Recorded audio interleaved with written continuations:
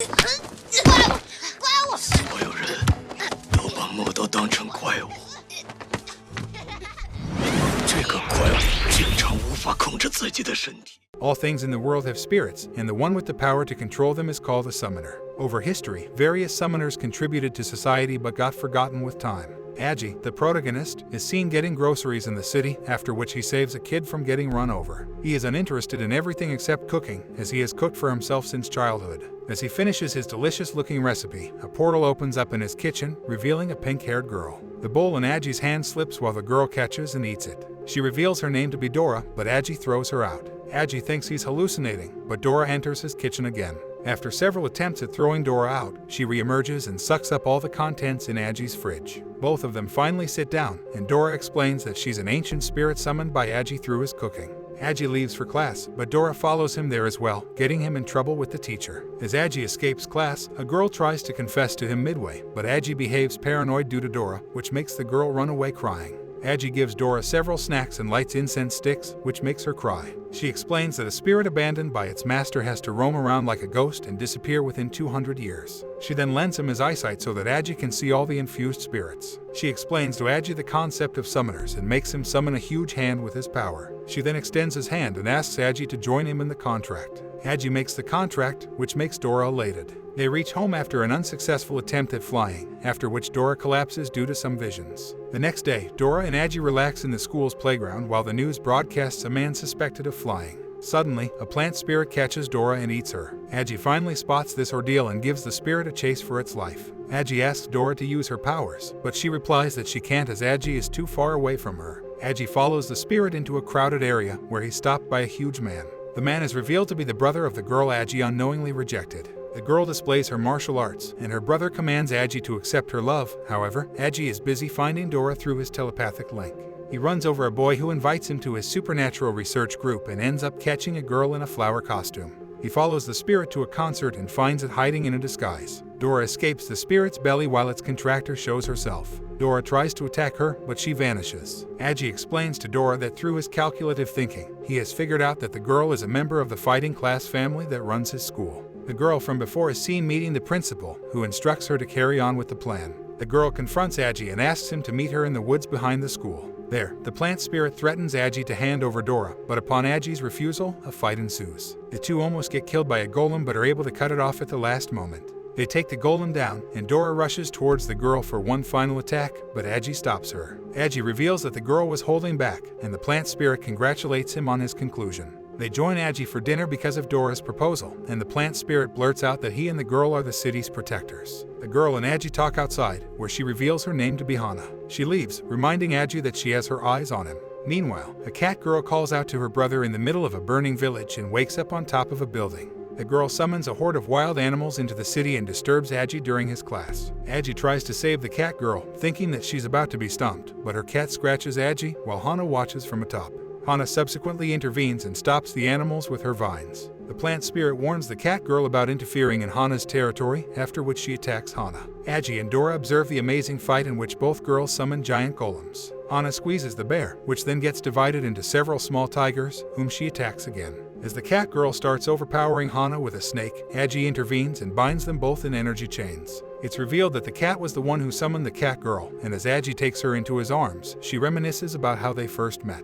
The plant spirit demands that Agi hand over the cat to him, but Agi refuses. Hana leaves Agi, stating that he made the wrong choice. The cat girl, whose name is revealed to be Mayao, was actually the white cat all along. She further adds that she's in pursuit of her brother, who seems to be avoiding her since the day their village burned down. Agi promises to find her brother while he hovers over their home.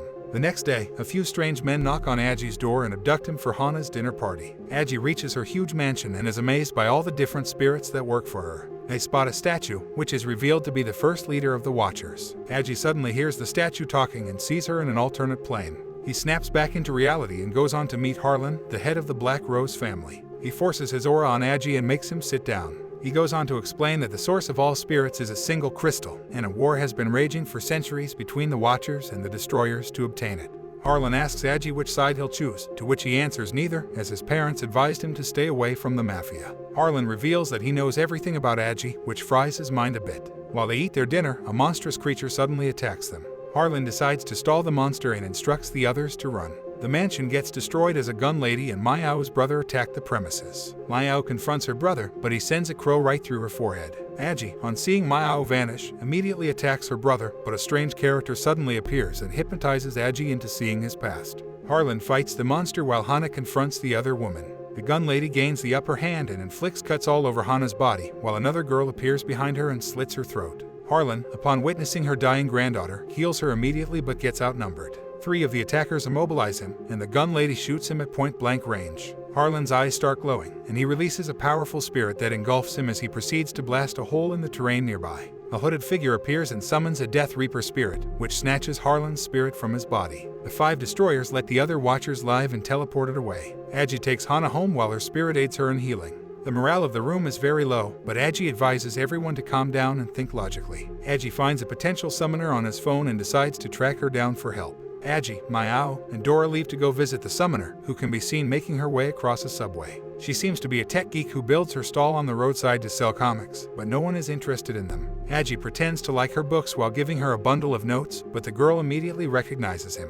Dora tries to force information out of her with force, but Agi knocks her on her head. She then reveals that she can control technology and also cites that the group got attacked by 7, not 5, summoners. They suddenly get attacked by robot-like creatures and make a run for their money. They jack a car that the girl, whose name is revealed to be Stan, drives with her phone. Dora and Maiao take the offensive and shoot down one of the bots, but 3 still remain. They surround and shoot the car, but Agi conjures up a defensive shield. The bots unleash rocket launchers and blow up the bridge on which the car is running. The car falls off the bridge, but Dora summons her wings and saves it. As they are about to get shot, Stan hits the robots with a Cybertruck. The robots blow up the truck, but Stan converts it into a mecha robot and controls it with a handheld remote. The Power Ranger robot defeats all the other bots easily but self-destructs due to an oil leak. Stan is blown away, and it is revealed that he is actually the boy Agi stepped on while chasing Hana's spirit the other day. Stan indirectly agrees to join the Watchers, and Stan reveals his secret Vancom laboratory. Agi requests that Stan give him all the info on the destroyers, and he points out potential destroyer activity on a map.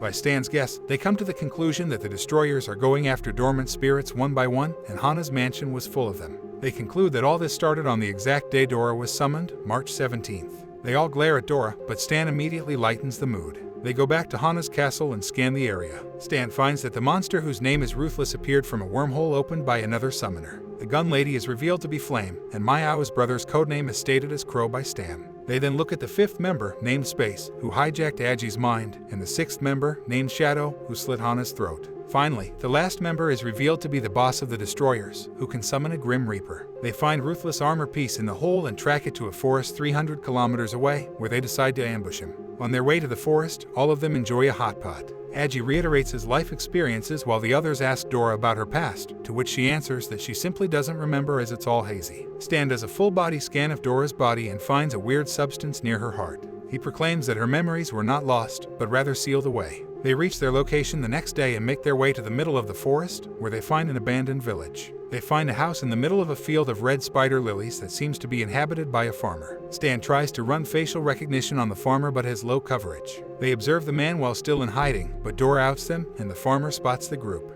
He invites Agi over, and Agi pretends to be a student lost on a school trip. He gives Agi a packed lunch and reveals that he's glad to see him, as people don't visit him often. The farmer narrates a story of how he planted all these lilies to fulfill a girl's dying wish. Suddenly the wind starts blowing extremely fast, and the farmer's face turns pale. He runs towards the flower field and transforms into a ruthless killer, shouting out that it's too late. He immediately attacks Agi, but he manages to defend himself. The gang attacks him but is unable to penetrate his skin. Maiao uses her speed to deal continuous blows while Dora charges up her attack. Ruthless grabs Maiao and smacks her on the floor. Stan then steps up to keep Ruthless busy while Dora and Agi charge up. Fed up, Ruthless unleashes a tremor that brings hundreds of skills up from the soil. Agi finally attacks ruthlessly and inflicts substantial damage. He breaks the chain on the chest of Ruthless with a hammer before impaling it with a light dagger. On the verge of death, the farmer reveals his name to be Madhu, who was cursed from childhood and thinks things will only get worse if they kill him. Madhu was born with a parasitic spirit that feeds on a person's brain. His mother died giving birth to him, and his father unlived himself. He was treated as a monster by the village and chained up outside it. But one day a girl named Ahua came to see him and started sharing her lunch with him every day. She displays her wish of turning the stony land into a field of flowers. The meetings between the two kept going on for years, until one year when famine hit the village. All the villagers blamed Madhu for the misfortune and surrounded him to put an end to his misery. Hua came to his defense but ended up getting killed instead. Shocked and infuriated by her love's death, Madhu transformed into a beast and killed each and every villager. Suddenly the chains on Madhu's chest begin to break, and it is revealed that they were given to him by the Destroyer's leader to contain the spirit. The Destroyers sense what's happening and send one of their members to gather the others. Madhu dies while his body gets engulfed by rocks, forming a huge golem.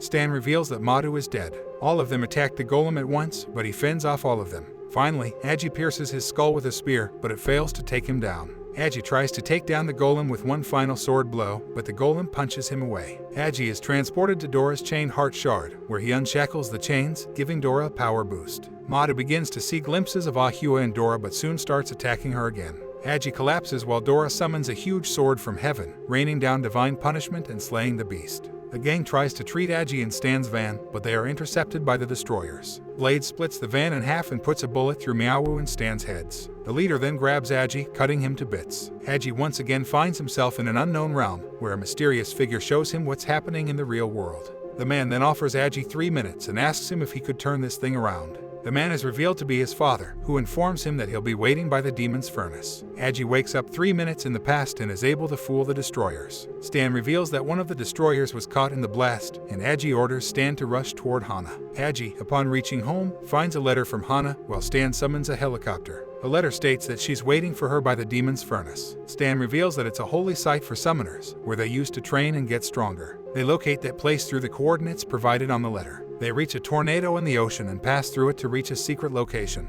As they appreciate the beauty, but suddenly a shadow appears on the helicopter and slices it open. Stan rebuilds the helicopter into a robot and counterattacks Shadow, but she escapes through a wormhole. Subsequently, Blade and Crow attack the gang, making them crash on an island. As they recover from the impact, they see the Destroyers walking towards them. But suddenly, a girl in a bunny costume appears and marks them all with red cards, stating they are currently at the demon's furnace. The bunny girl's name is revealed to be Bonnie, and the leader of the Destroyers advises everyone to listen to her. The Destroyers leave while the gang heads towards the main building. They struggle to follow Bonnie, but then suddenly a man named Richard riding a large chameleon shows up to help them. Richard explains that they are perfectly safe on the demon's surface as long as they don't break the rules. Richard reveals that long ago the Destroyers and the Watchers agreed to build this place as a ceasefire ground where fighting was prohibited. They reach the furnace town, where Richard plans something fishy with a bartender. He offers them a soda, which heals their wounds but is also highly addictive. Richard takes the group on a trip to Furnace Town, where they see various kinds of shops. He then takes them to a clothing shop and again cuts a sneaky deal with the owner under the ruse of paying for the clothes. Richard finally drops them off at the registration hall, where they see tons of newcomers. To enter, a hefty amount of fees is expected of the summoners, which Stan easily pays through his hacking skills. They try to enter through another door where the payment for passing is beauty. Dora takes her adult form and passes through with Aji, using her charm. Miao takes the third door after being rejected because of her looks and passes with rage. There they also discover that Gate 4 is used by celebrants who have faked their deaths in the real world.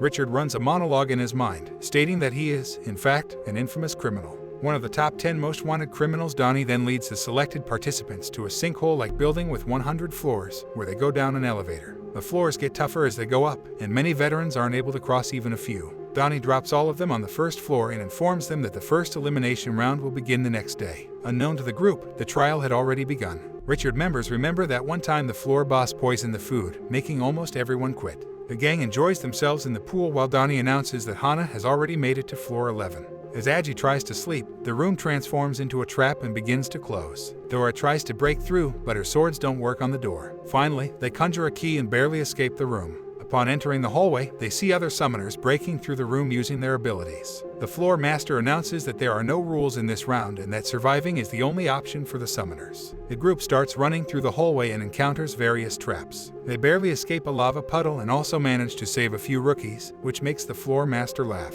The group encounters a questionable exit, but they open it anyway, which is actually revealed to be the real exit. The floor master introduces himself as Renault and provides a chest to the 30 participants who have passed. Some chests contain gold, while others contain nothing. Stan opens his chest and finds it filled with explosives, which Renault blasts, sending them into floor 2. Bonnie greets all the participants on floor 2 and reveals herself to be the floor master. She reveals a huge track and informs the audience that the first 15 contestants to make 20 laps will proceed to the next floor. The race begins while the Destroyers experiment with a new weapon. Mayao leads the race with another animal summoner, while Agi and Dora follow. Dora introduces the weird and funny contestants one by one, making an inside joke. Suddenly, Stan runs past everyone on a rocket. Agi warns the group to stay clear of the ones left behind, as they are about to stir up problems for the ones in the lead. One of the veterans shoots at Dora and Agi, but they deflect his own bullets onto him. We see many ridiculous fights with Stan fanboying over the manga summoner. Bonnie reveals that less than 15 candidates remain, and they just have to reach the finish line.